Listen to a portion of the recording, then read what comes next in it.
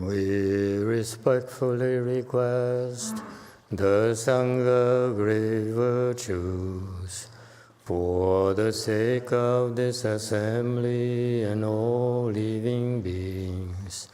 Please turn the wonderful Dharma wheel to teach and guide us how to end birth and death, leave suffering and attain bliss, and quickly realize non-birth.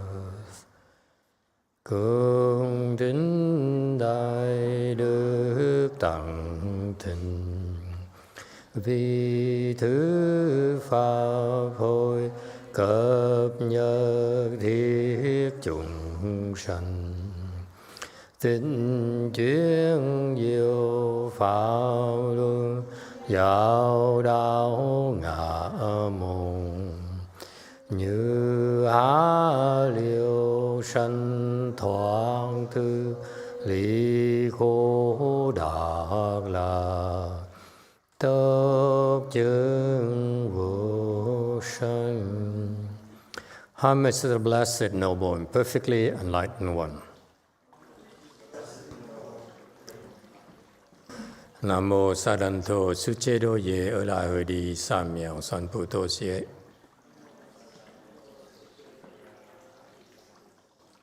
Nam mô Tác Tác Tha Tô Già Đa Già La Đế Tam Hiệu Tam Bồ Đà Toa.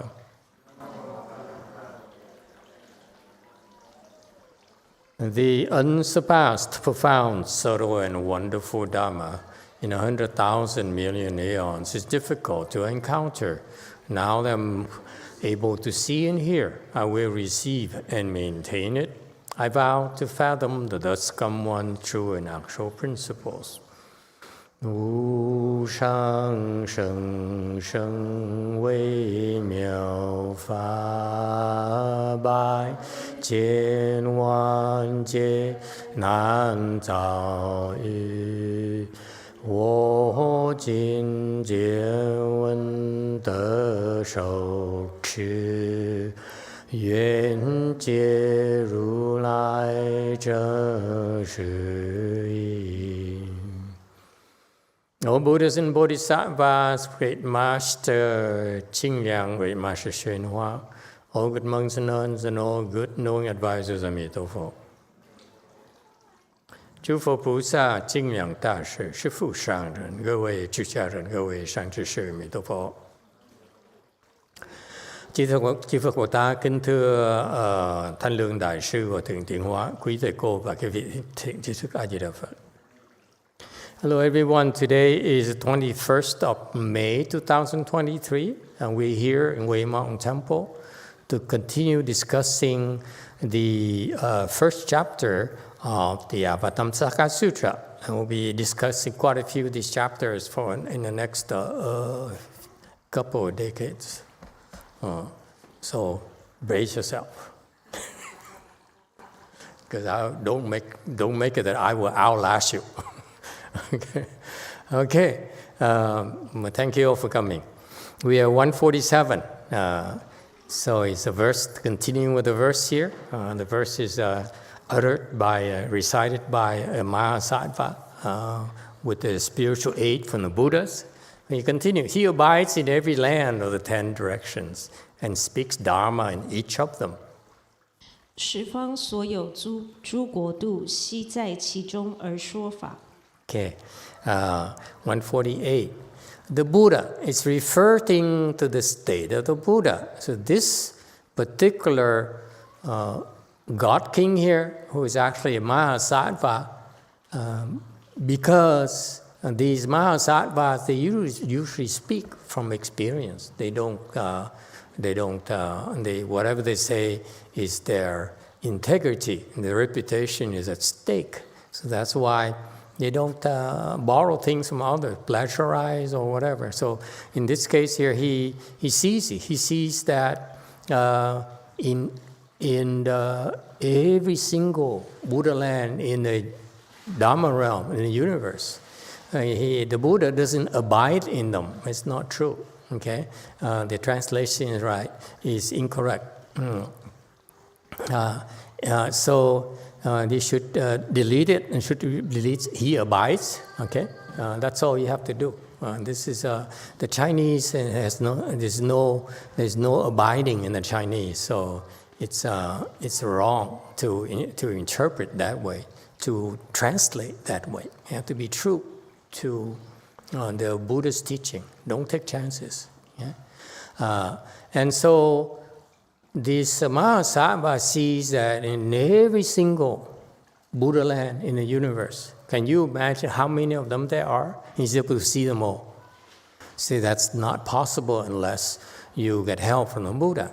Proof right there. Even Mahasattvas cannot see everything. Only Buddhas can see everything. Okay? And he sees that the Buddha speaks Dharma in every single Buddha land in the universe. Can you imagine the kind of state that is? To be able to go to every single Buddha land, everywhere. That means it's here in Sahara world. It's also here, also in all the other worlds. He speaks Dharma. No, that's what Buddhas do. They speak Dharma constantly. Okay? 149, yet physically the Buddha neither comes nor goes. Thus is a state of delight in revolving wisdom.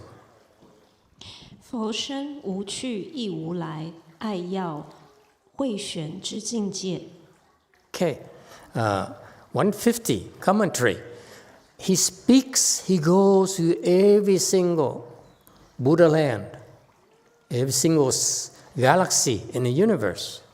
And yet, to speak the Dharma, and yet, he doesn't come nor goes. That's a contradiction, isn't it? This Mahasattva sees the Buddha speaking everywhere, speaking Dharma everywhere, but actually the Buddha doesn't go there to speak Dharma, nor does he come back after speaking Dharma. How is it possible? Yes, sir. 7.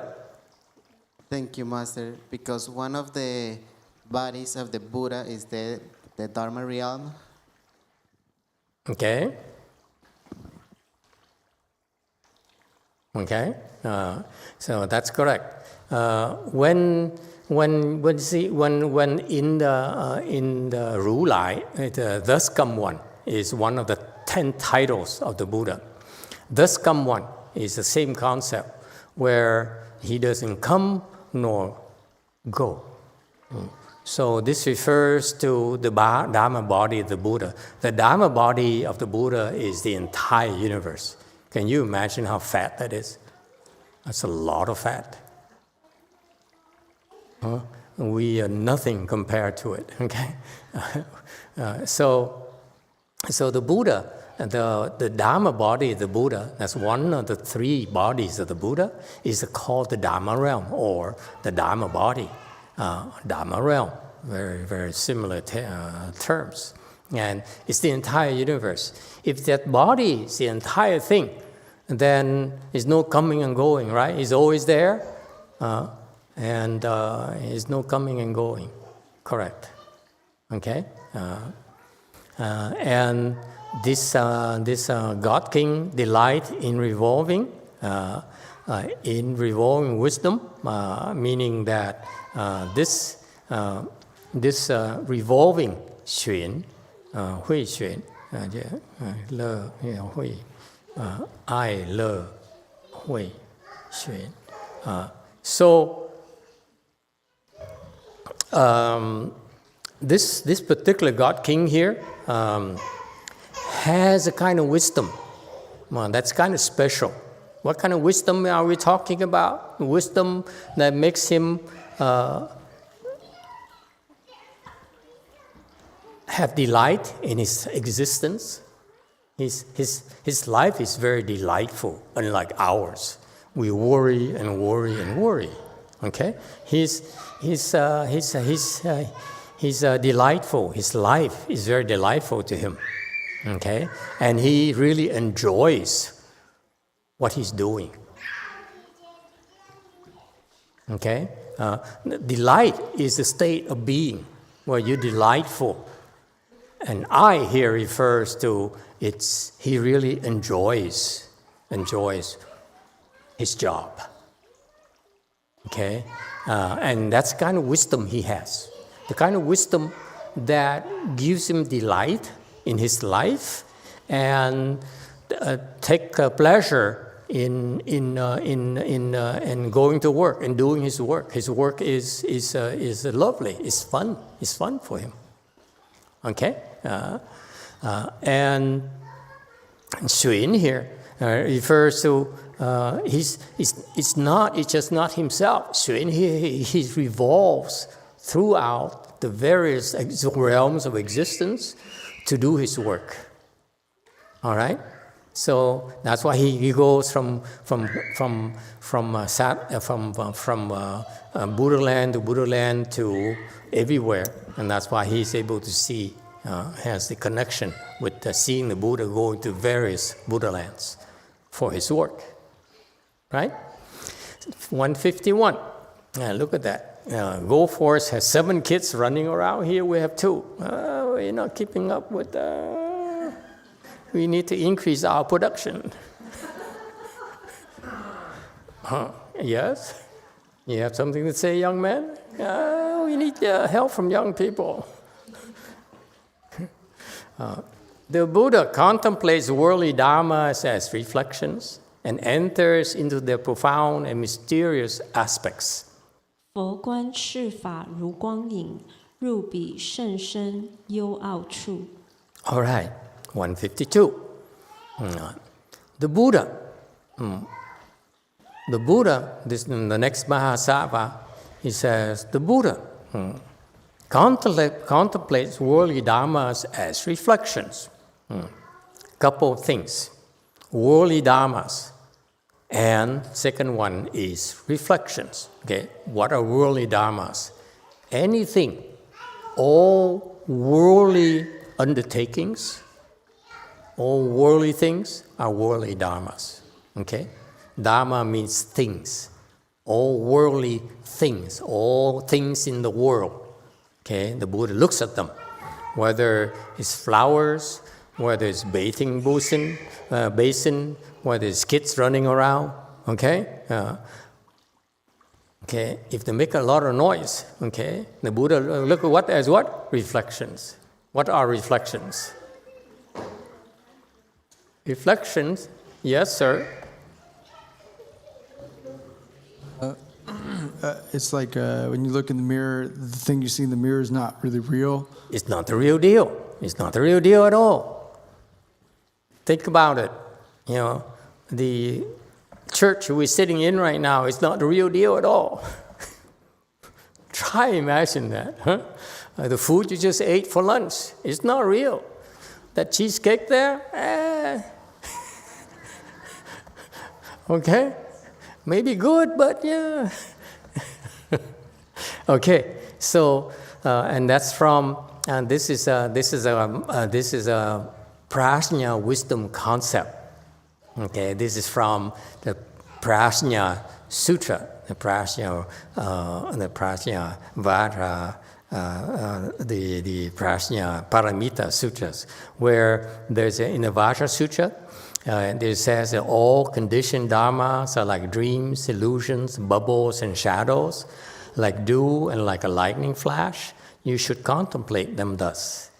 Okay? So this is a verse in the Vajra Sutra now that we are encouraged to memorize and recite. If you do that, you memorize this verse here and recite it, you are creating incredible amount of blessings for yourself. Incredible amount of blessings. Okay? We have so many ways for you to create blessings besides coming and bathing the Buddha and so forth.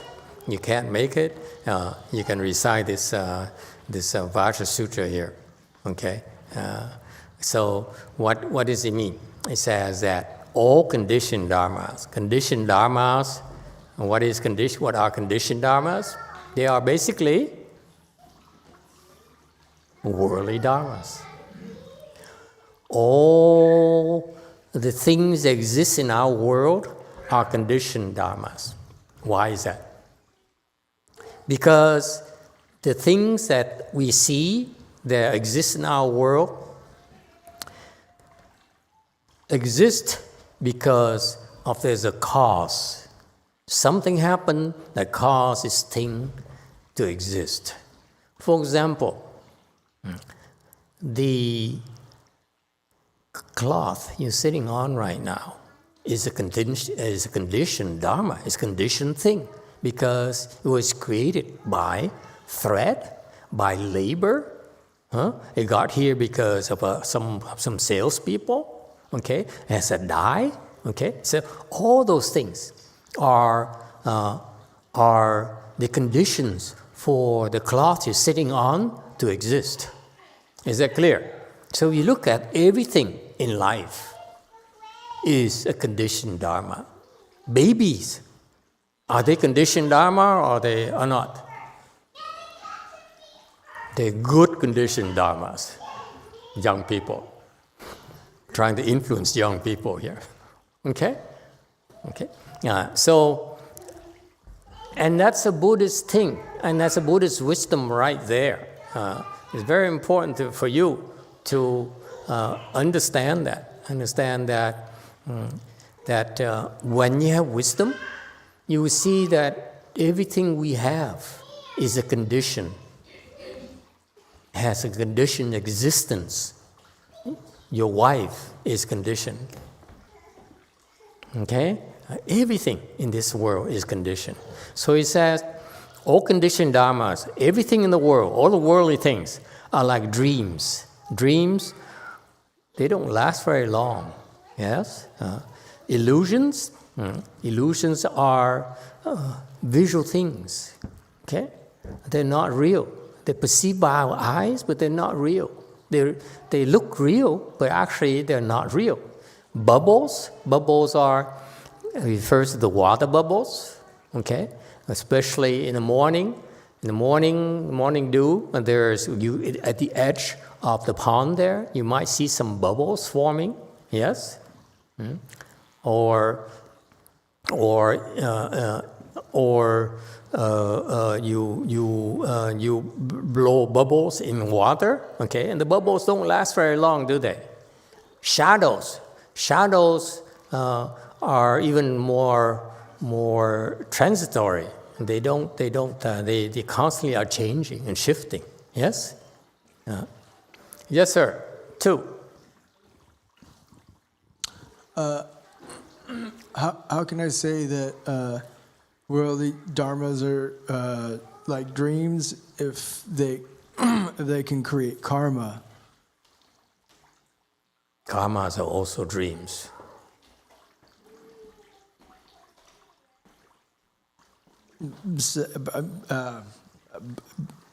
But it never ends, the karma. No, not for you. The nightmare continues. Night after night after night. I don't mean to make you depressed, but... But in general, isn't karma like never ending? Karma never ending? Just for you, yeah. Well, in general, karma in general. Like. No, don't say general. You don't know general. Just speak for yourself. Your karmas are unending. That's all you need to worry about. Don't worry about his karmas or my karmas or her karmas. That have nothing to do with you. So how would they be dreams if they're real? So even the Dharma that seem to be so real to you, seems to be unending to you, actually are temporary to us. For you, it's like forever. Huh? But for the Buddha, it's like snap a finger, that's all. Why is that? It's a good point, yeah. Why is that? Why? Why to him it's like real, life after lifetime. It looks so real. looks so, you can touch, you can feel it, you can smell it. It's so real to us, yes? Especially so real to scientists. But to the Buddha, they're not real. Yes, sir? Yeah, so if I spent $5 right now, then later I won't have those $5 anymore, right? So that's Depends on what you spend the $5 for. I went to go. If you were to buy the Super Lotto, you might have more than $5. I went to get a bagel, right? And I spent $5. And then I'm hungry. It costs $5? It costs more than that now. Okay, $10. I spent $10 on a bagel. I got hungry later at night, and I said I don't have $10 anymore, so I just have to. That's when you call mommy.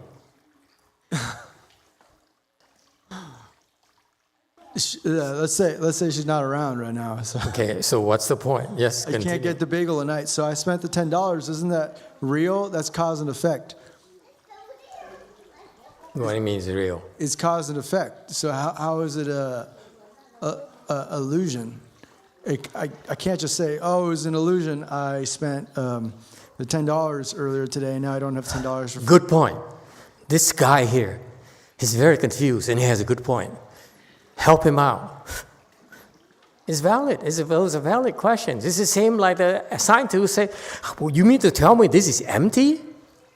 You see the analogy? This is empty? Seriously? I can feel it. I can lick it. Huh? How can you say it's empty? It's real. I can see it. You can see it.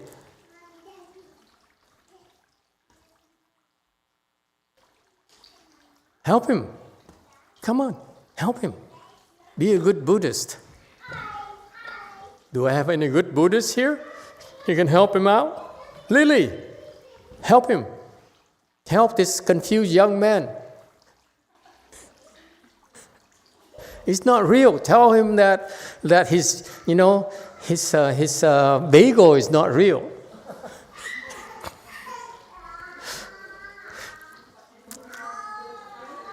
Three. 예, 잘 모르겠어요. 저도요. 미혹해서. Master, I'm also confused, so I'm not really sure. I don't know well. Okay. Anyone else?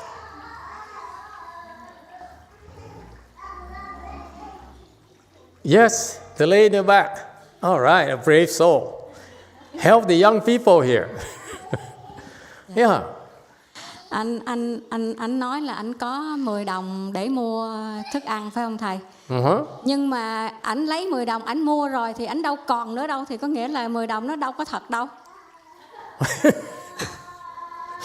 Boy, you're gonna hate this. Tại vì cái đồng tiền khi mà mình có vô xong rồi mình xài rồi là mình đâu còn nữa đâu. Có nghĩa nó thiệt, nó thật lúc mình có là nó thật. Lúc mình có là nó thật, nhưng mà lúc mình đưa qua người khác thì nó đâu còn, có nghĩa là nó đã mất rồi. Okay, translation.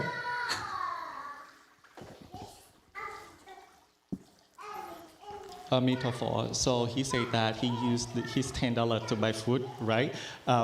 However, when he used that $10, he buy his food. So then the $10 is no longer belong to him anymore. So therefore, it is not real, because he used that $10. You spend that. So that act of spending money, you no longer possess that money anymore. Therefore, it is not real. You already spent it to others. Let's make it more personal. Okay, let's forget about the bagel shop. Let's talk about the temple. Yeah, okay. He has $10.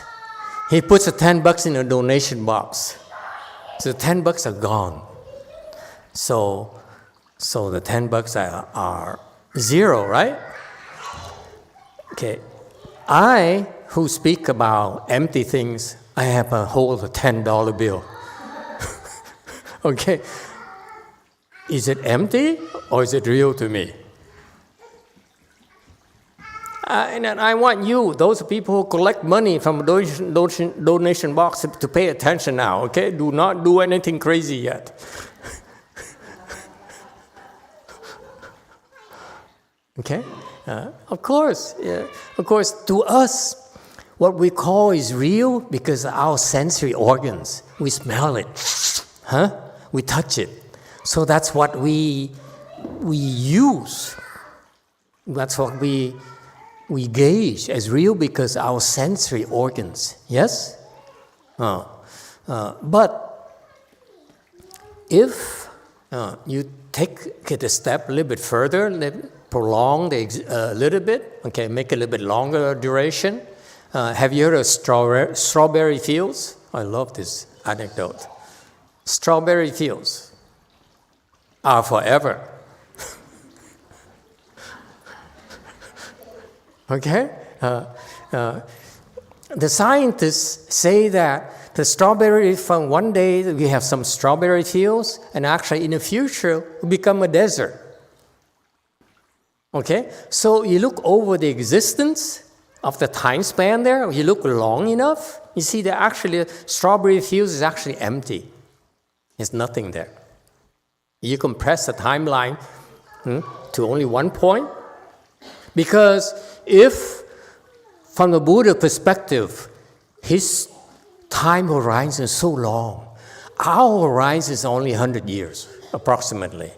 Okay? That's all we can see, 100 years. But the Buddha says, way back there, and way back, way into the future. So his timeline is infinite. To the past, to the future, it's all infinite. If you look at the timeline, then everything in this world here eventually will become destroyed, will become empty, will return to dust. Okay? So that's why the Buddha says, if you look at long enough, strawberry fields will become a desert. No more strawberry fields. Okay? Except in my heart. My heart. Strawberry fields are forever. Yes, sir. So the concept of strawberry fields doesn't exist anymore in 100 years when it becomes a desert. No, 100 million years. Okay, but the desert that is strawberry fields is still real, and it came from strawberry fields through the progression, of the timeline. So the world got hotter, and the strawberries died, and all the ground stopped having water. So that same land is still comes from the strawberry fields. So it's still real, but it's just different now. No, it's not real. It's not there. You look at that timeline. Before there's strawberry fields, all of a sudden there's strawberry fields, and eventually there's zero. If you compress that, then it's nothing at all there. So before there's nothing, then strawberry fields, and then nothing. So we have to look at the very end of existence and the very beginning of existence to be. My point here is that your timeline is too short. The Buddha, he can see forever. He can see way to the past, way into the future. That's why he says, you're so attached to, and let's never mind about strawberry fields, okay? I like red car. I mean, if you take a red car, okay? The red car won't be there forever. And moreover, your liking a red car will not be the same in a year when it becomes older and no longer smells like a new car. Okay? So there's a concept of timeline here. That your timeline is too short. That's why you're so attached. The Buddha, he's like, I'm watching all these things here happening, coming into existence and then returning to dust. Okay? Constantly. So everything that's so important to you eventually will become destroyed. Every single thing you love will disappear. including everything you hate will also disappear. Yes? And that's a physical thing. It's a real thing. It's real for you, for all of you, only temporarily, in a very short time interval. But if you take a longer timeline, there actually is nothing there. It's from a concept of time. Okay? So far, so good? Your timeline is too short. Whatever you see is real is only a temporary, owes its existence only during that time interval. That's all. You go outside of it, it doesn't exist. That's point number one. Point number two. Okay? When in Buddhism, when we talk about emptiness, okay, what does it mean? If this is the origin of the concept of emptiness. Emptiness means that it's really not there. What you see right now here, this piece of steel here, actually eventually will disappear. It will not be there forever. Okay? So you take a long timeline, this is only here temporarily, eventually will disappear. Will become dust. So far, so good. It's just fact. Okay? Whatever the scientists, people say is real is only because of the timeline, a short time interval. So far, so good. Okay? If you understand it that way, then the Buddha says, because I see it, I live forever, I live from here to here, a lot longer than you. Therefore, I see these things coming and going. It's nothing. If you look at long enough, a long time interval enough, it won't be there. It will become empty. And therefore, the Buddha says, when you attached to the $10 in a donation box, hint, hint. I'm not kidding. Okay? Okay? When you attach to that dollar bill right there, okay? Actually, you should not, because that dollar bill is really temporary, only temporarily there.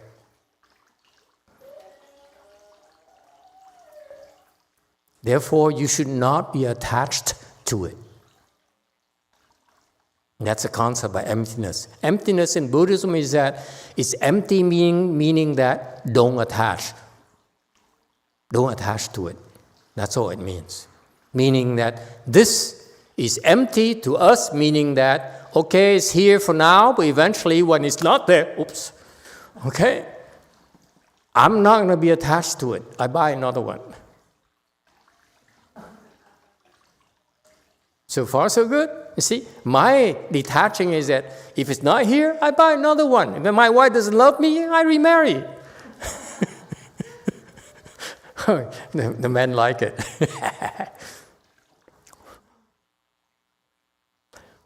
Okay? So, emptiness in Buddhism means that don't be attached to it. It's not denying this, okay, that this doesn't exist. It exists temporarily, but eventually it will no longer exist. Therefore, don't be attached to it. If it exists right now, use it, okay? Just because you know it's empty doesn't mean you have to reject it. If doesn't mean that you know that $10 bills is empty, doesn't mean you have to burn it, okay? Don't you dare. Okay? Meaning that, it only means that if it's there, use it. But don't be attached to it.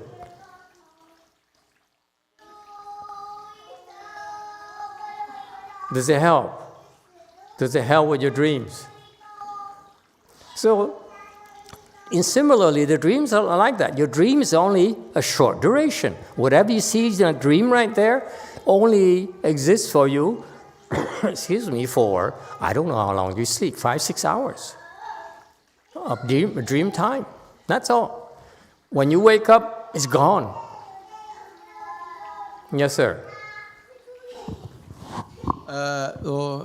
In sleep and dreams, we don't create karma. But if I were to take that that remote you had and I smashed it, that would create repercussions for me. Okay. But if I did And it that, should. Don't you dare crush my mouse. Sir. no, of course not. That's what I know, because I know that if I did that, I sense hostility, no, anger. no. It's just I'm trying to make a point. Why so violent? The karma would be very clear if I destroyed something. That, Yeah, but it affects me. If I just exactly. It would be considered one of the great offenses to destroying property of the sangha, right? Okay. So that creates karma. Yeah. But if I did that inside of my dream, the way that you actually said before, the dreams don't create karma. It's a neutral karma. Yes. Inside the. So how can they be compared? It's not about neutral. It's about that it's not real. That's all. They're not real. Don't be attached to it. Live in your avatar thing, and once you get out, go back to your, lack of legs. Have you watched Avatar? Okay, whatever the Avatar movie is, I forgot. Okay. Okay, the guy who has no legs and he goes in this dream world where he dances around and flies around and runs and so forth. I said, wow, it's so cool. Well, it's not real. Okay, that's all. So you're saying that what about the karmas? Even in the dreams, I create karmas and they're real to you? Yes? They're real to you because you're confused. You see everything as real.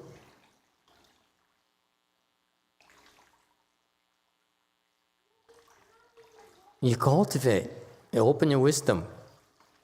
In the moment, instantaneously, you open your wisdom, the dream ends, and everything disappears. Everything is empty. You have no more attachments. Right there. It's only real to you because you have no wisdom yet. As long as you have no wisdom, everything is real to you. Everything. All conditioned things are real to you. Your hair, the pain in your body's aching, that's real to you. Okay? Only because you don't realize it's only a dream. Your life right now is like you're living in a dream. It's not real. And the moment you wake up, the dream is gone. Yes? Same thing. The parallel is that your life right now is we are living in confusion. That's why we have so many attachments. But if the moment that you become enlightened, that very moment there, everything disappears. No more attachments. No more karmas. No more pain. No more retributions. Is that clear? It's only real to you as long as you are in that dream. When you wake up from the dream, nothing remains from the dream. Okay? That's what I mean by dreams here. Illusions. Okay? Illusions like magicians. They make you believe that they sawing a little girl in half. It's not real. Okay? We chuckle and say, you're not fooling me. The same thing with wise people who have wisdom. I say, you can't fool me. Okay? Bubbles. Again, bubbles don't last. They're very fragile. Okay? The things that are so solid to you, so real to you, like your money, your house, your reputation, so forth, and like bubbles. Okay? Shadows. Shadows are not, they don't exist by themselves. They depend on something else. Okay, to have a shadow. Like dew. Dews only last for a short time in the morning and then they disappear. Okay, very temporary existence. A lightning flash is that fast. This is actually you should think about this one, lightning flash. You know, lightning in the sky there lasts 1 second, 2 seconds, maybe, that's it. That's how fast our life is, how short our lives are. Lightning flash. All the suffering you're doing right now, all suffering that you will go to the hell, so you suffer even more, a lot worse than right now. Okay? Billion times worse. Okay? All gone. Just like that. If you open your wisdom. You should contemplate them thus.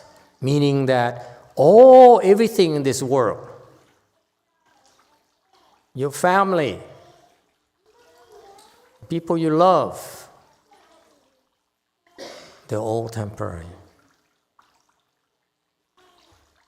Anyone has any problems?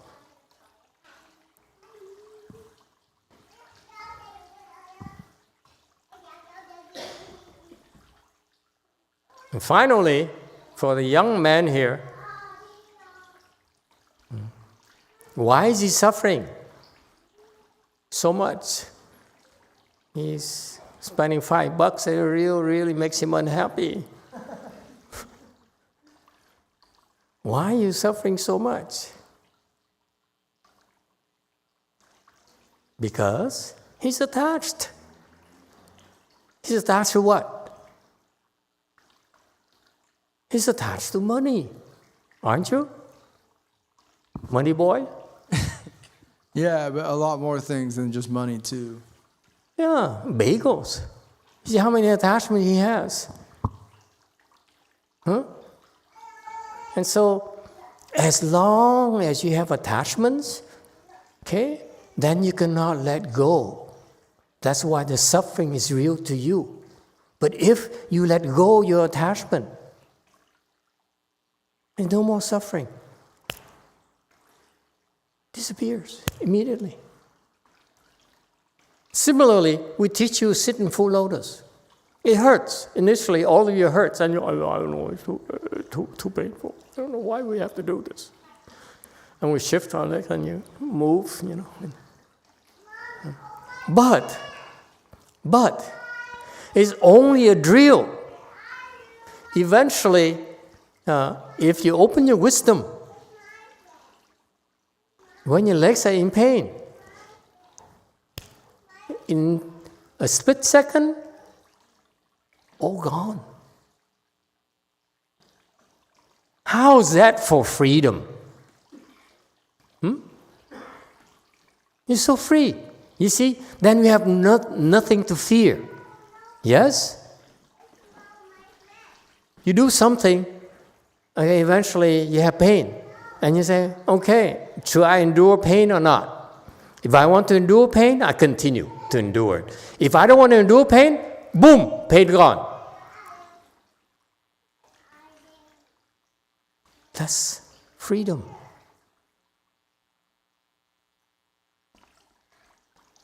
You can live like a real person, like everyone else. You know, you say, oh, I love you. Hey, son, you are the apple of my eyes. Okay? But as soon as you misbehave, run away from home, boy. See if I care. All right? Any other questions? You still have a question? No? No mas? Okay, go. This is the thing. It's about you. Feel free to ask questions, and we'll talk as long as it takes to make you satisfied. Yes, sir. Continue. I want you to know, even we put up with confused young men. Continue. So if none of that stuff is real, what is real? What is real? Yeah. nothing is real.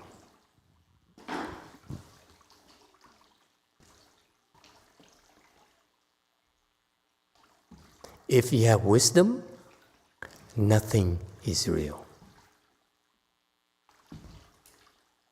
to you, meaning that you can let go. Don't misunderstand. Okay, wisdom means that you can let go. You're not attached. That's why they say it's not real. I'm not attached to this. I'm not attached to my body. My body is in little pain. It doesn't bother me. Okay? Because this body is empty. I'm not attached to it. However, when is it real? People who have wisdom, like bodhisattvas, they are so detached. They are not attached to their son. They are not attached to their husbands. Not attached to their worldly possessions. They're not attached at all. But why? Why do they have them? Warren Buffett is a sage. He has tremendous wisdom, but he clearly, but he chooses to make a lot of money. A lot of money. Yes, 6th largest man in the world from the last survey. Okay. So you see, I'm giving an example of a guy that I keep on criticizing. Okay, but Warren Buffett is a bodhisattva. He has so much wisdom. That's why for him to make money is very easy. It's not that difficult for him to make money. But why does he keep on making money? Why? Does it ever bother you? No. Andre says, I don't care. Yeah? Why do you think a wise person, a person of great wisdom like Mr. Buffet, would go and make money? Why is that? Because he's so detached. He said, oh, doesn't matter to me. I give away all my fortune tomorrow, big deal. Yes, 9. I put my wife to work, he says. His wife is, last I saw, his current wife is 2nd stage arhat. So the wife, 2nd stage, she can make good money. Nothing to worry about. Whatever she does, she'll be okay. So he doesn't have to worry about making ends meet. Marrying a woman like that. Woman power. Yeah, 9.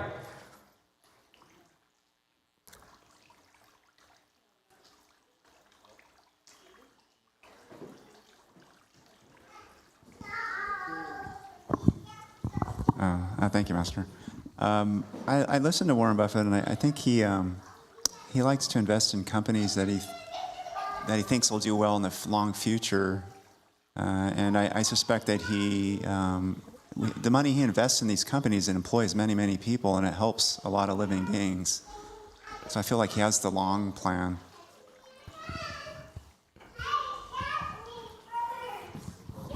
He can help a lot more people than just his employees.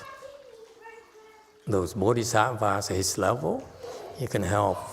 He has millions and millions and millions of disciples. Not just 400,000 employees. That's nothing. Trust me. Okay? These people, they are different priorities than us. Okay? The reason he makes money, the reason he does those worldly things, because it's his expedient to help the people that he's trying to help. Whether his existing wife, whether his children, whether his co-chairman, whether it's the directors, the companies he owns, or whether the employees, all those are simply the people he's trying to help. That's all. It's not about money with him, trust me. Okay? However,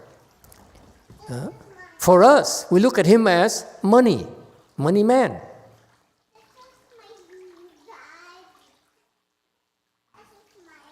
Okay, but actually, he's very detached. He's not attached to money at all. I only criticize him. I know he's not attached to money because he has wisdom. I criticize him because of the way he makes money. That's my criticism. If you can make money as smart, as wise as he is, he shouldn't have to choose to make money the IKEA way. You know, when I say IKEA, because I buy IKEA furniture and I smell formaldehyde. I say, oh my God, you're poisoning me. You're poisoning the factory workers in India, in China, and so forth. Those poor prisoners. Okay, and so it bothers me. It bothers me because he can figure out ways to make money in a clean way and help and achieve his goals without having to harm others. To me, you know, he's the largest shareholder of Coca-Cola. He's like the largest shareholder. Okay? But Coke is poison. I love it with pizza. Every time I eat pizza, I have Coke. That's the only time. Okay? The rest of the time, it's Pepsi. Just a very, very, very quiet protest, okay? But why would you invest in a company and make a lot of money and knowing this company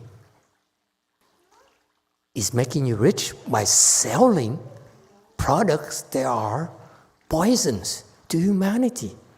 That's no wisdom. That bothers me, that's all.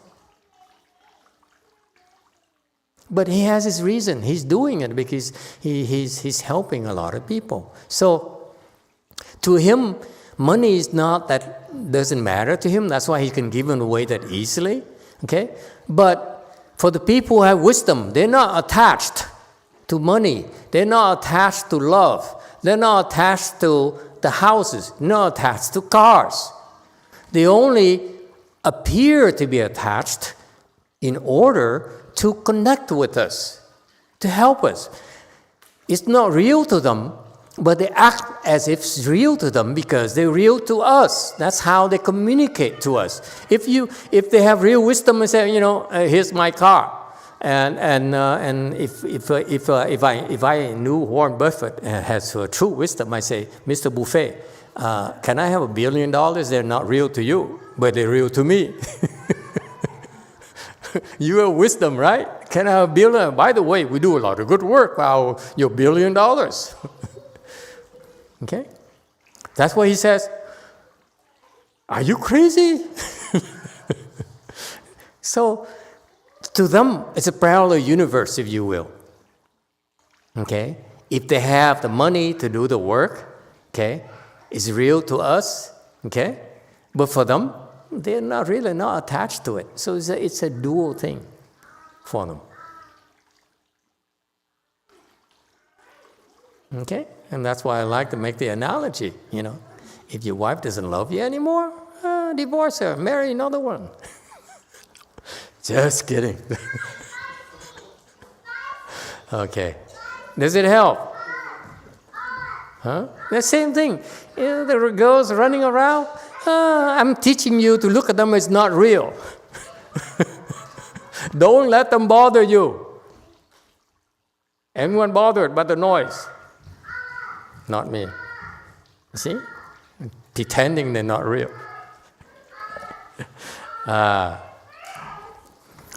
And next slide, 153. And enters into the profound and mysterious aspects. Okay. Now the text here says all these conditions, all the worldly dharmas, every single thing in the world have their own profound and mysterious aspects. It's more than you think. It's not the way you think. That's the point. Okay? And I'm giving you a glimpse on what profound means from the Buddha's perspective.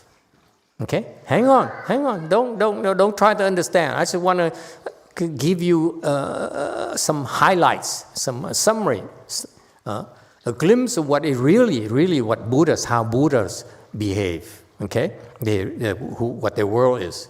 Okay, and the profound principles. Okay, so his understanding is a lot deeper than we can ever imagine. Number one.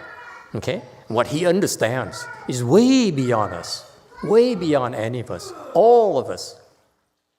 So far, so good. That's a Buddha state. He knows things, understands things, sees things that we have no clues. His wisdom is so profound. Okay? And so that's why when he taught us about cause and effect, Avatamsaka Sutra, Vajra Sutra, Shrangma Sutra, those are superficial side of his deep wisdom. So far, so good?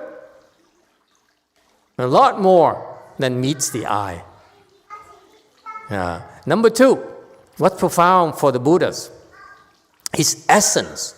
Essence is his makeup. Okay? Unlike us, our makeup is blood and fluids and bones and all those things. Okay? The essence of the Buddha, what he's really made of, is what you could say not empty but not existent. Think about it. This is existent. Okay? It says not this. But then it's not this. Does it mean it's empty? Yes. And it says it's neither this nor empty. How is that? You can blow your mind. And you try to understand it. It's here and it's not here at the same time. And that's the Buddhas. Did you have a question? See? Answer the question right away. Okay? It's cool. It's here and it's not here at the same time. I just give you an analogy. So far, so good? Okay, that's the essence. Okay, number three, internal certification, which is very profound. Okay, his wisdom, this Buddha's wisdom, is not something that we can ever fathom. In the sutra, the only sutra that keeps on speaking about is very sutra, the Avatamsaka Sutra. So when you listen to it, there's no way for you to understand. But if you hear for 1 hour, 5 minutes, you hear about something that is called inconceivable. It's not something you can imagine. Because why not? Because your mind is so limited. Buddha's mind is unlimited. That's why if you try to fathom, try to understand and gauge, measure Buddha's mind, it's not possible. That's why the Buddhist term is inconceivable. It's no way for you to conceive of it. No way of you to imagine it. It's so cool. What are we talking about? Your Buddha mind is inconceivable. Your thinking mind cannot conceive of your Buddha's mind, your Buddha's wisdom. It's just like trying to explain the babies, the kids, our knowledge, our experience. It's no way for them to understand. All right? Now we have a third one. Talking about increasing chaos. Okay? Got that? Number 4, place of reliance is very profound. We all need places of reliance. We need our houses, we need a dwelling, we need cars to move around here in the US. In Europe, I just came back from, no one drives cars over there. They all take public transportation. Okay? I discovered Uber. Yeah. Midnight, try to find a taxi in Lisboa. I mean, the only thing available is Uber, that French company. Okay? So, Buddhas, okay, we all need to depend on something, right? To rely on something. We, for example, rely on our family, yes? Especially young man here depends on daddy and mommy. Yes? True?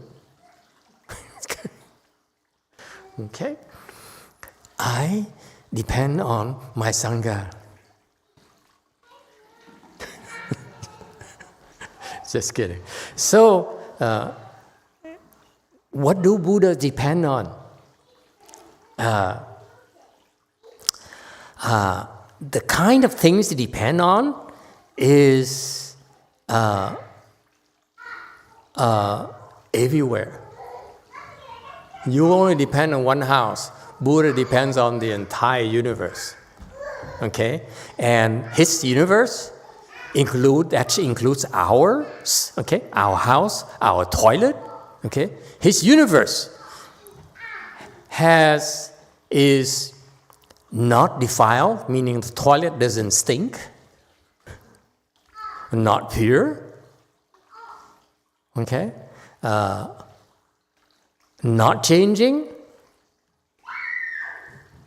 and not moving, not displacing. Okay, and towards everything,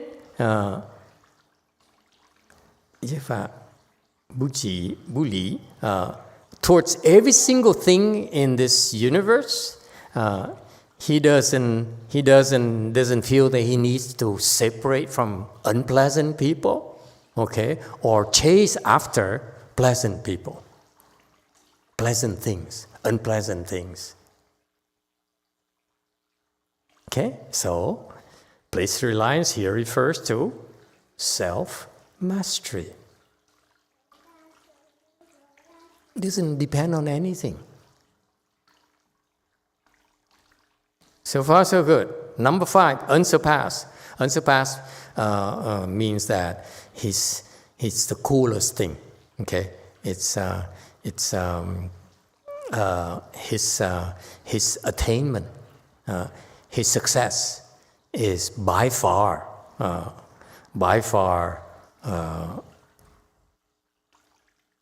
supreme. There's no close second. There's nothing that comes close to it. Nothing in this world. It's okay, let him be. Don't worry. And if he breaks things, I will charge.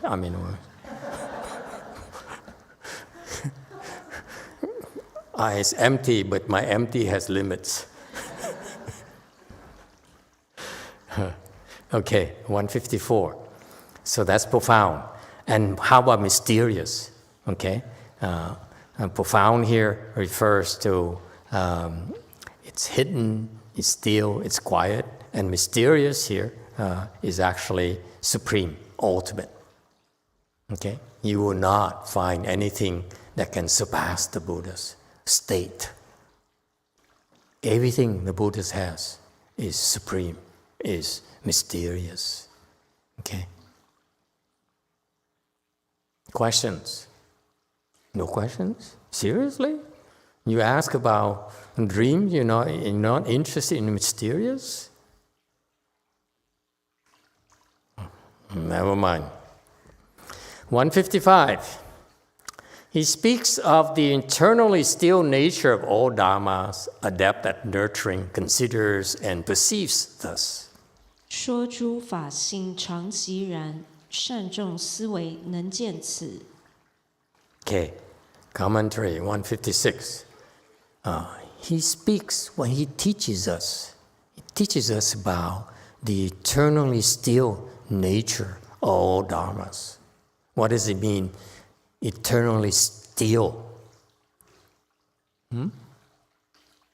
Still means no movement, doesn't move. When the nature is still, what does it mean? What's a still nature? It doesn't change. Eternally still meaning it will never change. The nature will never change. Yes, the young man has a problem.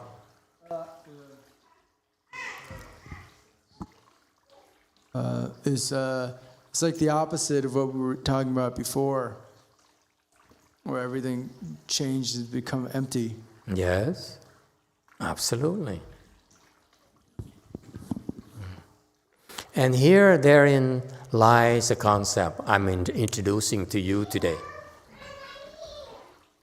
It's called duality. What you're struggling is because your world is dual, meaning that you have your world is built up by two extremes, black and white, yin and yang. Okay, man and woman, love and hate, pleasure and displeasure, young and old, death and birth, on and on and on. Yes, that's our existence. Our existence is dual. It does not exist by itself. That's why it's also called conditioned. Okay? Hate doesn't exist. It only exists because there's love in the first place. There's no love, there's no hate. Any problems? What? Anyone awake still? See how the kids are calm? See, that's all you have to do. You wait until they're so tired, and guess what? They don't scream, they don't run around anymore. See that? Your timeline is too short. Yes, 9. Hello. Yeah, but Thầy, so if we're talking about duality, and all dharmas or certain dharmas are conditioned dharmas are illusions, then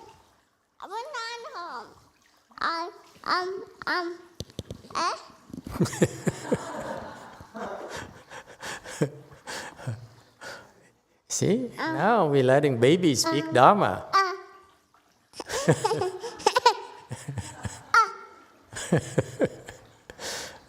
See, now, you see?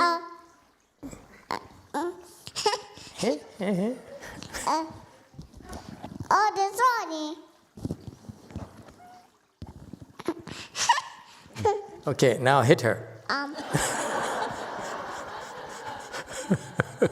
See if she still laughs. To us, it's not real, right? Pain is not real. Go ahead. So I'm having a hard time understanding if all conditioned dharmas are illusory, then how are we to think of permanence as not the opposite of impermanence? Then would that mean that this permanence could also be illusory? No. Or am I thinking too much? No. The impermanence means that there exists and there's emptiness. It's still dual. Okay?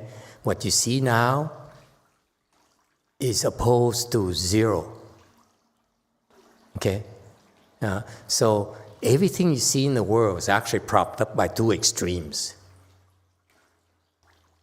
Okay, you have a relationship, okay, because it's love and there's hate. Don't expect to be happy as we're always happy. No such a thing in the world. Agree, disagree? You married people. Look at mom and dad. See? It's always love and then hate. Ask mom and dad. I challenge you to go back and ask mom and dad. Ask them, do you always love each other? They say, hell no. But you're still around. That's why it's called marriage. Marriage is love and hate. But they only teach young people like us that, you get married because out of love. But it's not such a thing. Yes or no, married couples? You don't know yet. So it's love and hate. It's not a single thing. So our relationship is dual. It's based on two things that props up our relationship, our marriage, good friendship, and so forth. You see that? It's always opposites that prop it up. That's balance in the world. Okay? That's the nature of our existence. However, this is not the universe, a parallel universe, where it's not propped up by two extremes. Okay? What is that universe? Non-dual. Which is there are Buddha nature. That's the only thing in this universe that's not dual. Everything else is dual. Any problems here? And this is only Avatamsaka Sutra where we teach you about these things.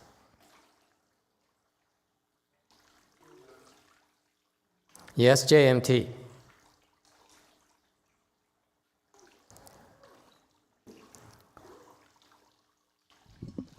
저희 지금 안 들려요. We cannot hear you.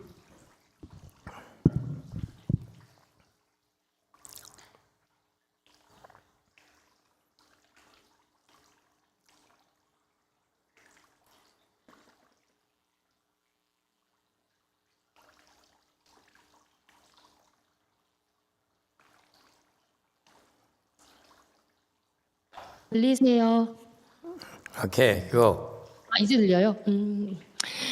네, 집에 가구를 사야 하는데 남편이 다음 달에 법장서로 불칠을 하러 가야 돼서 가구 사는데 복을 소진하면 안 된다고 미국 다녀와서 가구를 사라고 하는데 남편이 복에 너무 집착하는 게 아닌지 그게 첫 번째 질문이에요. 복에 집착한다고요. 복에 집착, 네. 블레싱에 집착. 복이 없어진다고 가구를 사지 말라고. 네네, 갔다 와서 사라고. 그게 첫 번째 질문. Hi, Master. First question is about house matter. I want to buy furniture, but my husband said he's going to DTT next month, and he said it's not a good thing related to the blessing. He said, don't waste the blessing, just wait until I return, then we could buy the furniture. That's the first comment from her. And is there a question? 네, 그러니까 그게 너무 집착하는 게 아닌지 전 좀 복에 너무 집착한다. 그게 문제 조금. Is that Master that he's attached to blessing?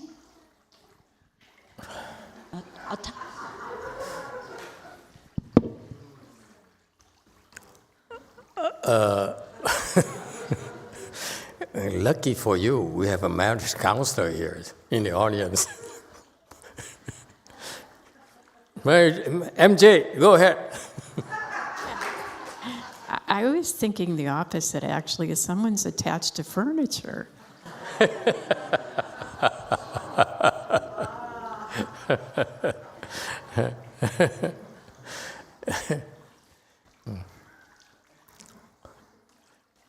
네, 두 번째 질문은 그 복지는 것에 집착을 해서 특히 이제 마스터가 한국에 오기 전에 사람들이 이렇게 뭐 가로채기 하듯이 일을 꾸며서 이렇게 뭐 이렇게 일을 꾸미는데 뭐 제가 마스터지나 뭐 다른 사람들한테 소문을 낸 적이 없는데 이 사람들이 진전을 못하거나 또는 뭐 절에 오기가 힘들어지는 거는 무슨 이유 때문인지 정말 궁금해서 질문드립니다. 뭐 성과도 낮고 절에 오기가 힘들어지는 걸 관찰하게 되는데 한 3년 동안 다니다 보니까 그게 이유가 너무 궁금해졌어요. 저는 소문을 낸 적도 없고 특히 마사지한테 얘기한 적이 없는데 그렇게 되는 이유가 궁금했어요. To talk about accumulating blessings, there are people that they are eager to accumulate their blessings. So before Master came to Korea, they did a lot of things so they could have an opportunity to accumulate their own blessings. And I've been observing these people for 3 years. I never talked to anybody about this. I never made a rumor. I never talked to Master Z about these people. But my observation says some people, these kind of people, they ended up being not coming to the temple, or they have a difficult time to advance in their cultivation. What is it, Master? How do you know?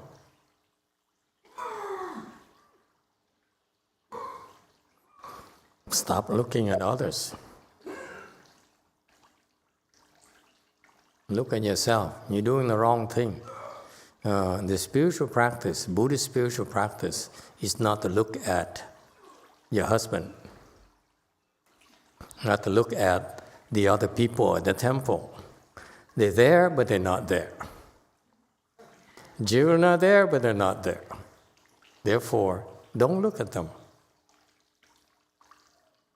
So why do I, for example, to be real, why do I let 3 kids running around in the Buddha hall during this formal lecture here that's attended by a lot of important people and very serious people? Are we not respectful towards the audience if we allow the kids to make noise and roam around? No, it's your training. Endure. Don't look at the kids. If the kids are here and you're not afflicted because of the noise, because they're running around, then you have wisdom. On the other hand, if they make noise and they run around bothers you, you're afflicted by it, okay? Then don't blame the kids. Blame yourself for being afflicted. That's what this is about.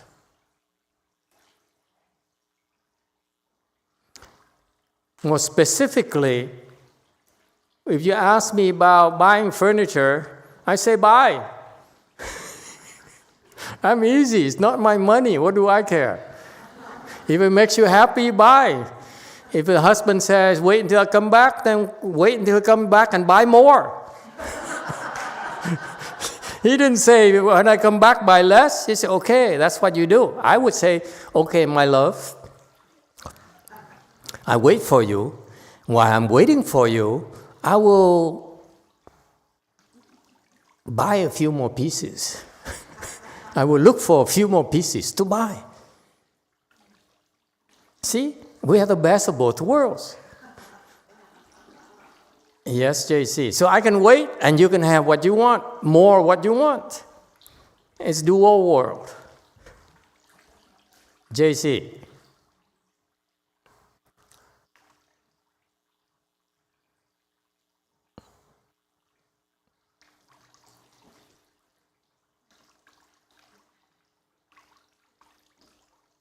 No questions from JC? She's not done yet. She only asked the first question. There's more coming. Maybe it's a car now. Hint, hint. Hey. No more. Jumi, think cars. Furniture is too small. 자동차 얘기해라. Master, she's done with her 2 questions. Oh, okay. JC. 네, 한국어 유튜브에 올라온 질문입니다. 성봉님 질문입니다. 삼진치 무명이 왜 생겨났는지 궁금합니다.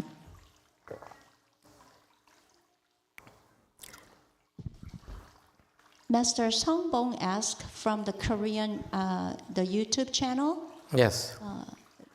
greed, anger, and ignorance, and not having any knowledge. Why is it all this existed? Where is it? How it created? I'm curious. It's created way back then. Created by thinking.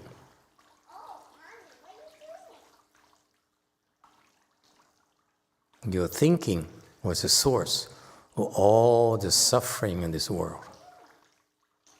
Originally, there was no thought at all.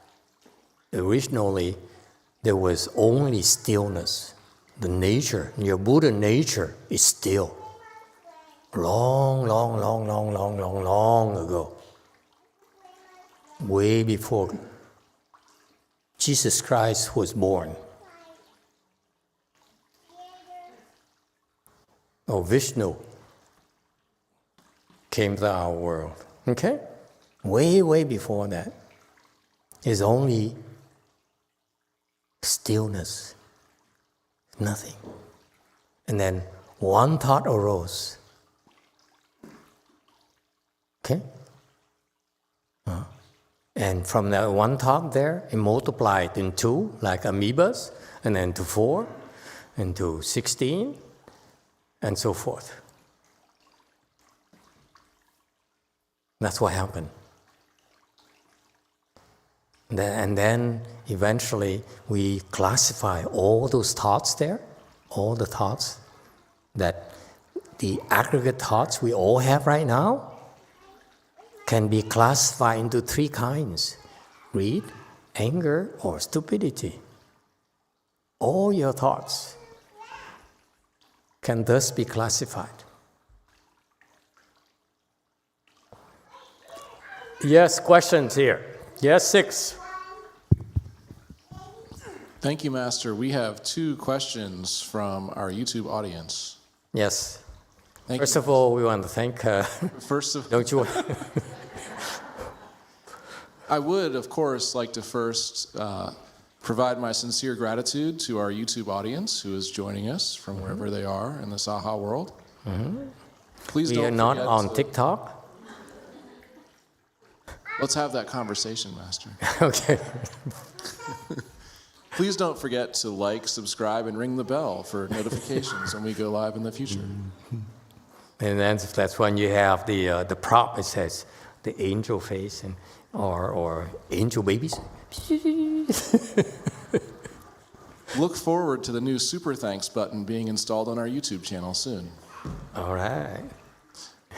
Let's see. Ignacio Guerra asks, this is the first of 2 questions. Nacho, yes, from Spain. Yes. Emitofuo Master, this is Nacho from Gold Forest. Could I start He's back in fasting? Spain. No, he's still. I think he's in Spain. No. I think that's part of his question. Okay, go. Emitofuo Master, this is Nacho from Gold Forest. Could I start fasting from June 11th, even though that's during Fo Chi? That way I can do 9 days because I need to go back to Spain on June 21st. Thank you. I don't know. When does it start now? Which day of the Fo Chi he wants it to? June 11th. Which day is that?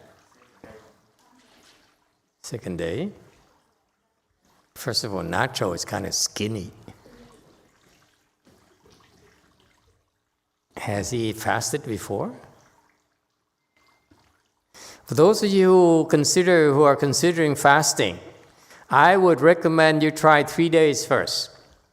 3 to 5 days first. 3 days are easy for most of you. 5 days will be a little bit challenging for you, but I would try that first. Don't go the full 9 days. It's too much. Okay? You're not built like us. You're not trained like us. For us monks and nuns, especially my monks and nuns, it's quite different from you. Let me tell you what's the difference. Difference is that I'm very polite towards you. I'm very nice towards you. I'm not towards them. So they are prepared to suffer, unlike you. So that's why for you lay people, go take it easy, go slow. Okay, you're not trained like the rest of my sangha. So I go 5 days for Ignacio, for Nacho. Okay.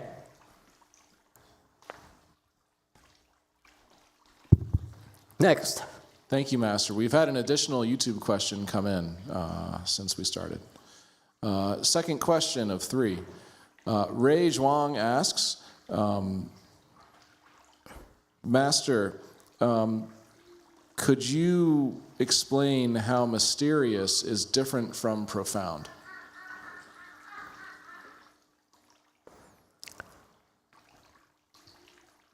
Mysterious is basically ultimate. You cannot. This is the topmost, the supreme thing you're going to experience. Profound could have varying depth. Profound, for example, profound principles, profound Confucian principles. When you talk about, for example, profound principles versus a supreme principle. Profound principle meaning you can go deeper and deeper and deeper and deeper. It's like you traverse deeper. You go into depth. You drill deeper and deeper. Okay? Where supreme is that's the deepest. That's the highest. Okay, I have, is that it? One more YouTube question. Okay, yeah, go. Uh-huh. Thank you. From Lio. Lio asks, so could we say that the Buddha nature is not empty? If so, is Buddha nature the only real thing in this universe, since the Buddha nature is the only thing that is non-dual? Okay, let me come back to that, okay? Hold on to that thought. I come back to that. I'm not done yet, okay? What happened to, he disappeared. He went over there. Oh, you don't have a microphone? Forget it. Okay, 2. Okay, do not let the assembly wait for you. Yes, 2. Thank you, Master. My question is kind of along those lines. I was curious, I seem to remember that Pure Lands are non-dual. And if... Pure Lands are dual. They are dual? Yeah. Okay. JC, question. Hello, Master. This is Jae-young. I want to do 21 days fasting this time. Would that be okay? Good luck to you. This girl is crazy. Oh my God. Live a little, girl. You cannot do 21 days unless you stay at the temple. It's very dangerous. Okay? I don't recommend that you do 21 days at all. It's too dangerous. The fasting Dharma here really, for you who are not at our main branches, I would not recommend it. In our temples, for example, when people do fasting, which is very, very rigorous, very difficult kind of practice, it looks very simple. You don't eat anything, okay, for a while. But it's actually a very, very delicate thing. So at our temples, for your information, our fasting is different from my master's fasting in the sense that when you fast at our temples, we recommend you fast at our temples. When you do that, we ask you to go to lunch with us. Why? Because I take a look at you and check up on you. So every day I check up on you, okay?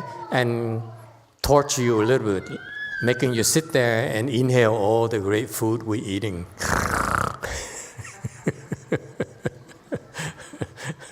Okay? But it's a lot more delicate than you think. So when you go 21 days over there at JC, I'm not sure that's a good thing right now. Okay? What was the longest you fasted? 9 days. 9 days. Do not go 21 days. You did 9 days already. This time do 12. Okay, thank You can do 12. Stay at the temple, okay? Do not drive. Okay. Okay? And then you guys, when you're at JC, help her out and check up on her. Okay? Master. Okay, you're welcome. Any other questions? It's under supervision, folks. It's very serious business for us. It's not a casual thing at all. Okay? So that's why our people who fast, they can improve a lot. It's because we check up on them, make sure they're okay. Okay? Anyone else? Yes, too.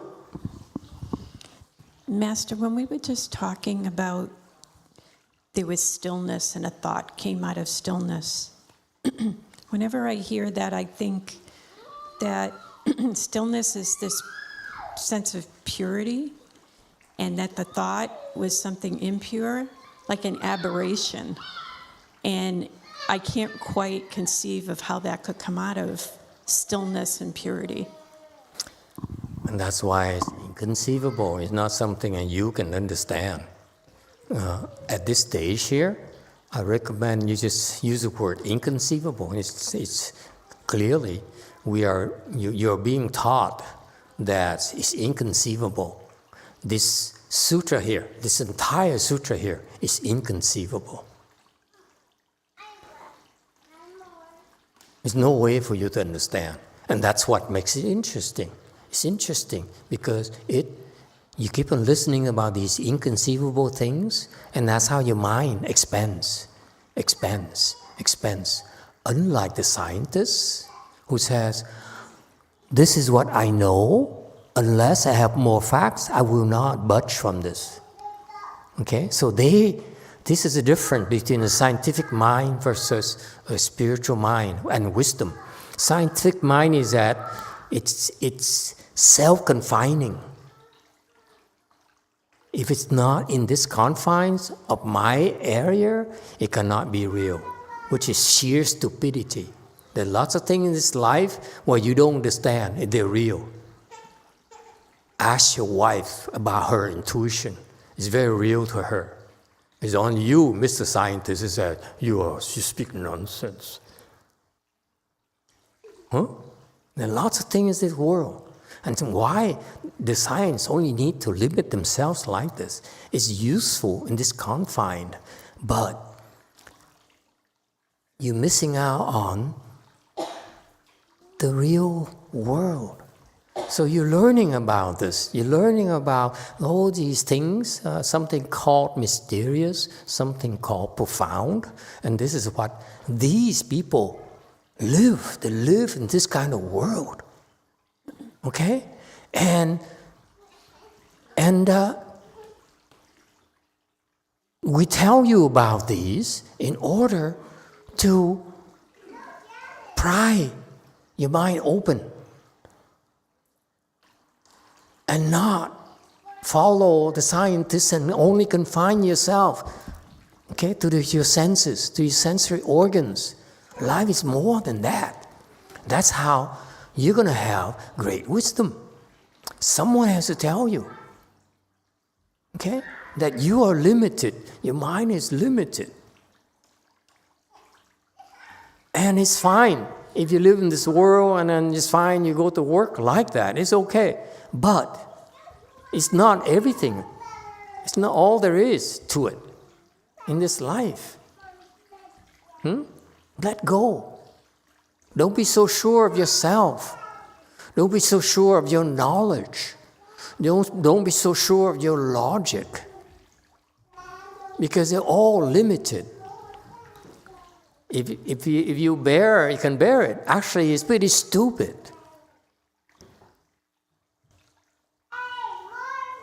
Okay? So,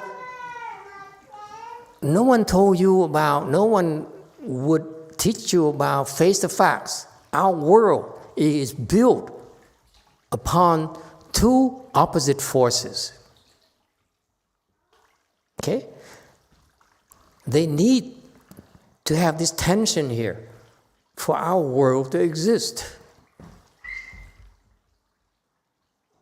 There's always two opposing forces, husband versus wives. I love that concept. And if you're still single, you're missing out, man. Okay? It's the world is always like this. Okay? And that's what makes it beautiful or wonderful. Like Louis Armstrong says, what a wonderful world.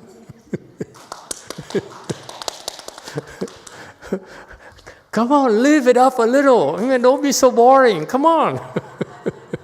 Just because you're old doesn't mean you should prepare to die. Come on. Give her a beer. No. You see, that's how it is. Because it's opposing, that's why it keeps on shifting. You see that? At first, it's the ladies say, yeah, I love you so much. As soon as you get married, you get close to marriage, guess what? It shifts. I remember, I used to have this student of mine. She's Brazilian, has like 3 doctorates from Stanford University. I told some of you a long time ago this story. And she's a hotshot working at a computer company. She told me that at one point in time, at the peak of my career, I have 100 PhD candidates, PhD employees. She heads a research group of the computer company. Okay? And one of the PhD guy, employee of hers, married her. And so, after they got married, after the courtship, everything's fine. After the courtship, they went on their honeymoon. Okay? And I think they flew to Milan or Rome or something. And they get up the taxi in front of the hotel. Okay? And she got out. And she stood there and looked at him. So her husband says, hey, that's before we were married. Carry your own bags.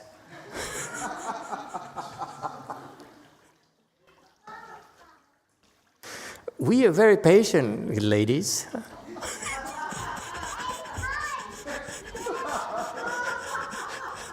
He was so patient. I was so impressed. Who has the last laugh, huh? Okay, so that's why, you see, the nature relationship is like this. Now they depend on us. Okay, when you get older, that's what, hey, who do you think you are? I put you in a rest home, okay? That's life. That's a big deal. So life is dual, okay? It's always opposing forces. That's what makes it wonderful. Stop complaining. Say, you change. I'm not the same person I married. You used to be so much cuter when I dated you.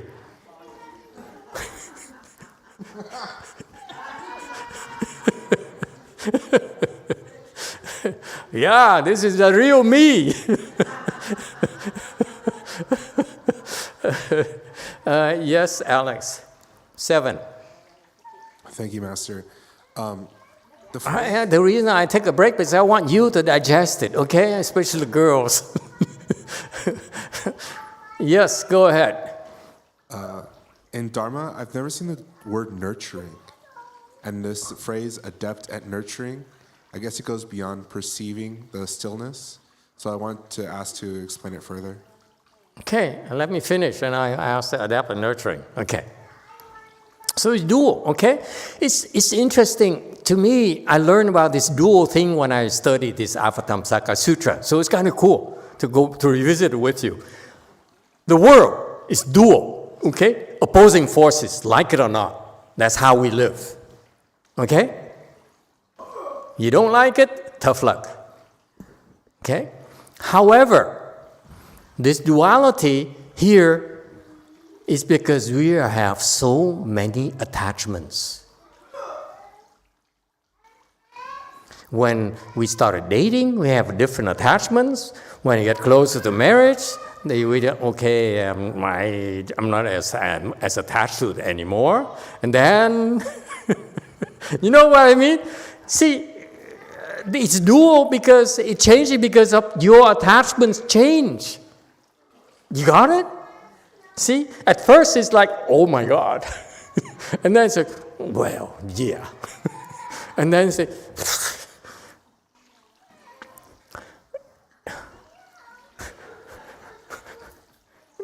they don't get it except for Vicky.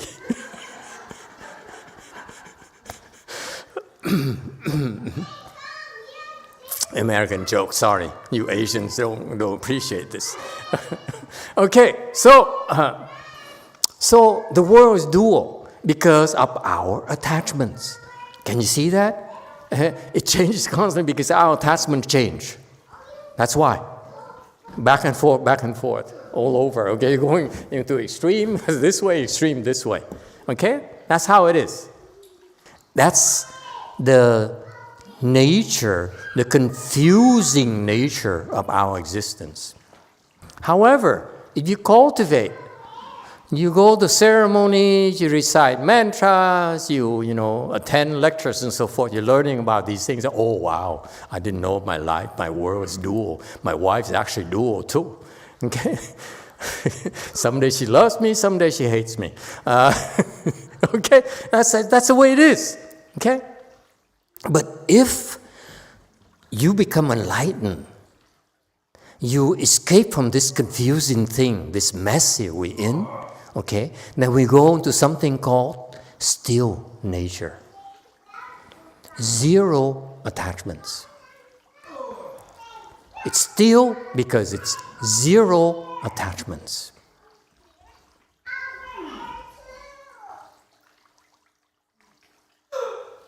None whatsoever. That's the only way for it to be still. Is that clear? As soon as you have an attachment, boom, I want a red car. Boom, I want Neapolitan pizza. If you have no attachment, nothing's going to arise. That's still. I don't know why the Asian never explain it this way. Still is zero attachments. That's all. That's all there is to it. So as long as you have attachments, it's dual. Okay? It shifts back and forth, keeps on moving around. But if you have still, then it's zero.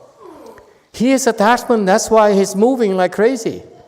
The proof is right there. He's working, when he moves like that, you know what happens to him? The attachment is reduced. Fewer and fewer, less strong, less strong, less strong. So you may be laughing at him right now. Oh, what are you doing? He's reducing his attachment. You laugh at him, but one day he's done. He look at you, oh, you have so many attachments, loser. Okay? So far, so good? That's still the still nature. So, once you become enlightened, then the world is no longer dual. Is that clear? I'm telling you this, you don't need to understand it. All I want you to do is remember this, that's all. Our existence is dual, it's always opposites. But when you become enlightened, it's only one. Okay? And there's in enlightenment, there's more enlightenment, and big enlightenment. Okay? Small enlightenment is that no more ego.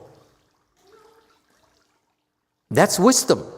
The reason you're suffering is because your ego wants Jumi wants furniture, huh? And if she doesn't get furniture right now, okay, she suffers. And what kind of husband would make your wife suffer? I'm siding with her. I'm a woman's side. Okay? So, you see, the ego wants things. As long as there's an I want furniture, I want a red car, I want a house. How many houses do you have, Anna, nowadays? 2 or 3? Never mind. Don't answer that. Okay? So, as long as you have an ego that says, I want this, I want that, you will suffer. I want my son to love me, you will suffer. I want a good job, you will suffer. You are suffering. I want another wife, you are suffering, definitely. Got that? That's small enlightenment because it says it's no one who wants anymore. You're free. But that's only small enlightenment. The big enlightenment is up here, which is much further away, is what? Small ego, non-existent, meaning everything is empty. I'm not attached to you, I'm not attached to this, I'm not attached to that, everything is empty. Yes? Nothing matters. It's sad. To me, it's sad. Why would you want to live like that? I love my husband. Can I have an existence where I can love my husband? Yes, you can. If you're small enlightenment, you look at your husband and say, you're empty. Try to love a person who looks at you like that. You empty. Your love is really empty. Then why do I bother marrying you? Why should I cook for you? Why do I take you on a date? Are you kidding me? I don't want to live like that. Do you? No. Say no. Thank you. So that's why once your ego says, I have no more ego, then you be taught. Then you can understand what I teach you. Until you are zero, no more ego, what I teach you, your ego says, I don't like you. Yes or no? This guy bows at me, but he says, I hate you. I bow to you, yeah, but I hate you inside. The ego says, I don't like you. What are you going to do? So when you have no ego, that's why I can talk to you. I know I've been bad to you. I've been mean to you. I've been insulting you. I've been oppressing you. Okay, I've been, kind of an ass. Okay, I apologize. Is it too late to apologize? the egoless person, of course, you zero, I'm zero, it's okay. Now we can be friends again. You see, what you don't appreciate is that for me to bring you to zero, I have to insult you. Because your ego says, I don't like you. And you say, oh yeah? You ain't here nothing yet. Okay? So that's why I have to bring you to zero ego and say, oh, actually, Master likes me. Okay? Master is zero anyway, so I don't need to hate him anymore. Then we can continue.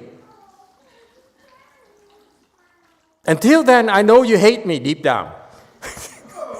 You don't like me. I know that. You don't need to pretend. Yeah? All I can do is I know you hate me, so I bribe you. I give you good food, free room and board. This is where the temples who charge you things are. They don't understand the process. I know you hate me, you don't like me, because as soon as I can, I grab you and I insult you. It makes you feel bad about yourself. And you never forgive me for it. I know that. I have plenty of disciples who left me because I insulted them. They never could forgive me. They hated me the rest of their lives. Who's suffering? Huh? Who is suffering? I insult you and I forget about it. Half an hour later, you still remember. Till the rest of your life. So much suffering. Okay? So after you have no more ego, then I can talk to you again. I can tell you about the real deal. And eventually you become enlightened. That's when you realize this. Small enlightenment and big enlightenment. Small enlightenment is that I'm zero. I have no ego. Master is zero. So if he insults me, nothing. No one who is insulted. No one who insulted me. That's wisdom. Small enlightenment. So far, so good. Big enlightenment is much harder work, much more work, where you see zero and all at the same time. That's enlightenment, big enlightenment. Meaning that this is zero and also real at the same time. That's true wisdom.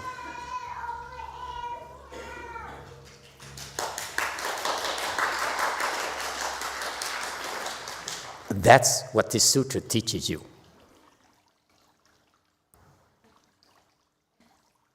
And when that woman goes to the Pure Land, and don't be in a hurry to go to the Pure Land, Amitabha Buddha will teach you exactly the same thing. That's all they teach over there. That's all you cultivate over there. Okay? Not the zero thing. We don't do zero thing in Pure Land. We do big deal. So far, so good. That's big enlightenment. Yes, sir.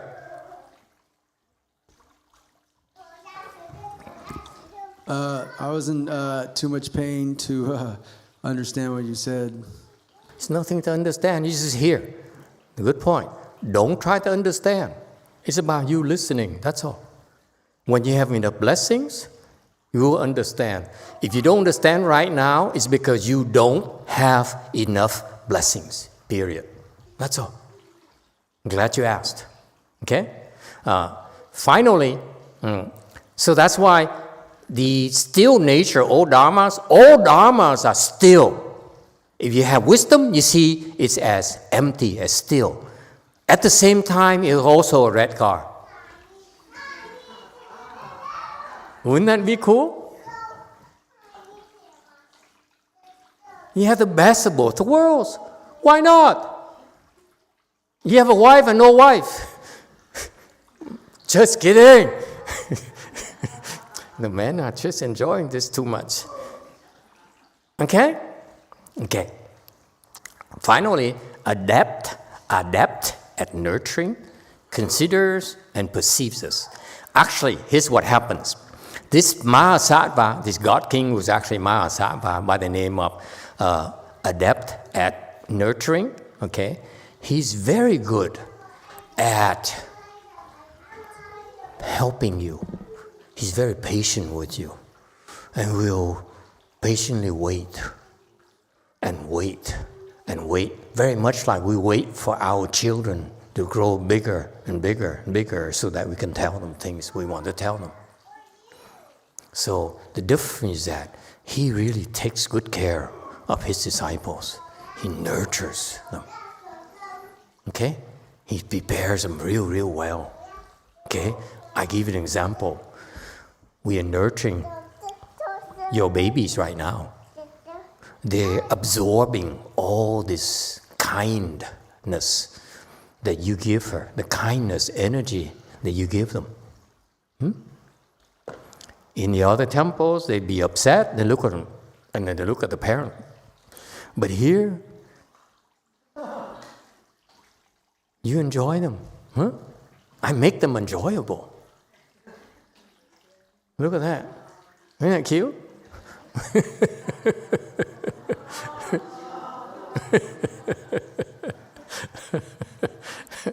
Okay? And so he's very good at nurturing. And you know what? If you practice the spiritual path, you need nurturing. We're not talking about babies, we're talking about you. What are we doing to nurture you? You know, how do we nurture you? 16, 17 years ago, I was at Lu Mountain Temple. I had to nurture these people. There used to be like on a day like today, like 70 people showed up.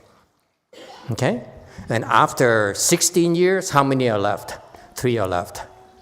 I only could nurture 3. The other ones I have to let go. Why? Because these people are small sages. Look at her. After being nurtured, she's in the Arhat range. She's a sound hearer, another sound hearer, another sound hearer. Look at that. Well, it took 16 years, nothing to be proud of. And now it takes 1 year, okay? But for these old women, it took 16 years. So you don't realize it. In order for you to acquire wisdom, to open your wisdom, you need to be nurtured, folks. Don't be so proud of yourself. We all need to be nurtured. In my path, I was nurtured initially. Not by my master, by the way. It's a scar in my head. Every time I think about it, I'm sad. It hurts. When your own master doesn't nurture you. So that's what I'm doing now. I'm compensating, overcompensating. I'm nurturing all of you. Okay? So he's good at nurturing. Okay? When you nurture right, the baby will grow to be balanced, to be happy, and be ready for life. That's why nurturing is so important. Okay? And what does this guy do? He contemplates, and that's how he can see it.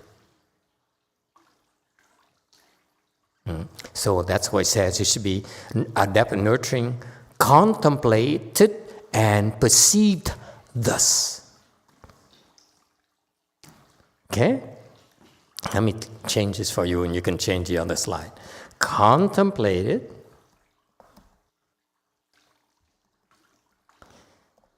See, you can't blame the translators if they don't understand what this is about. Contemplated and thus perceived. Got that? That's all. That's what it means. Please make the rest, correct the rest. All right? So this guy here is very skilled at nurturing people.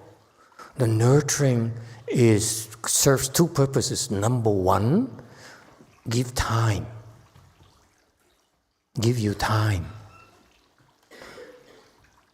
Okay?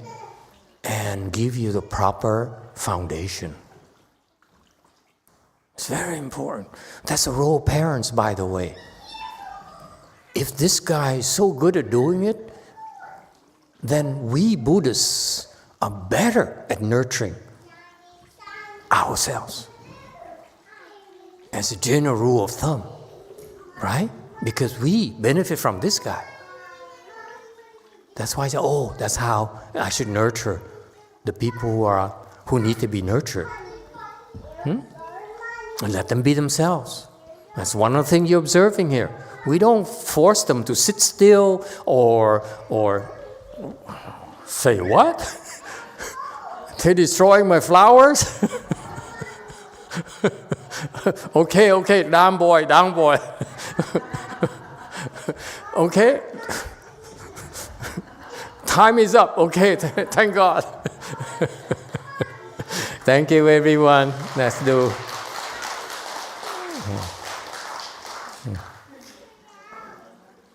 Why would you want to have children?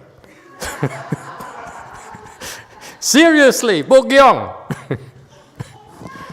Are you crazy? She's getting married. Yeah. And she's going to make 4 babies. That's what I heard. Okay, thank you.